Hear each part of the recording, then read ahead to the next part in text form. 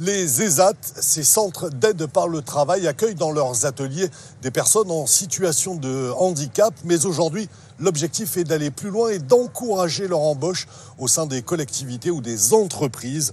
Une voie vers l'emploi pour une plus grande inclusion. Au pied des grottes troglodytes de Villecroze, c'est jour de chantier pour les employés municipaux. À 33 ans, Jean-François Brunet est le dernier arrivé. C'est très bien. Ah, il y a une bonne ambiance et je suis content de venir travailler ici. Après 11 ans passés dans un centre d'aide par le travail, le jeune homme a rejoint depuis le 1er janvier l'équipe des agents d'entretien. Son premier emploi a duré indéterminé. Ça représente une fierté, parce que je quitte un mode protégé pour aller dans le mode normal, c'est-à-dire dans le privé. Donc je suis très fier. Malgré mon handicap, je peux faire tout. Je peux tout faire comme une personne normale. Bon, c'est bon, on en est où là? On avance. Et si la mairie de Villecroze a décidé d'embaucher Jean-François après une période de stage de plusieurs mois, ce n'est certainement pas à cause de son handicap. Il n'y a pas de différence. Du moment qu'on fait le travail, les gens sont égaux. Et moi, je peux que me féliciter d'avoir des personnes qui viennent un peu de tous les horizons. C'est quand même la mixité et c'est quand même beaucoup.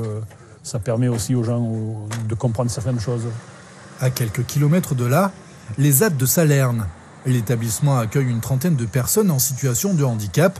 Entretien de locaux ou d'espaces verts, blanchisserie. Ici, on forme à différents métiers avec un objectif, permettre l'autonomie. Aujourd'hui, les ESAT évoluent de manière considérable. Jusqu'à présent, c'était une entreprise avec des travailleurs adaptés qui avaient besoin de protection. Aujourd'hui, ce qu'on vise, c'est le cas de Jean-François, c'est l'inclusion en milieu ordinaire. Tant au niveau des compétences professionnelles que l'autonomie à la vie sociale. C'est une continuité. Jean-François Brunet revient souvent là où tout a commencé. Bonjour. Vous allez bien? Cette deuxième famille qui reste encore aujourd'hui à ses côtés. J'ai quand même passé plus de 11 ans à travailler ici, donc j'ai pas mal de liens. Et de les avoir quittés, c'était pas trop dur? Non, parce qu'il faut avancer dans la vie. Une vie aujourd'hui pleine de projets. Il pense désormais à acheter un appartement. Plus question de handicap, Jean-François a trouvé sa place. Très bonne soirée sur France 3 et à demain.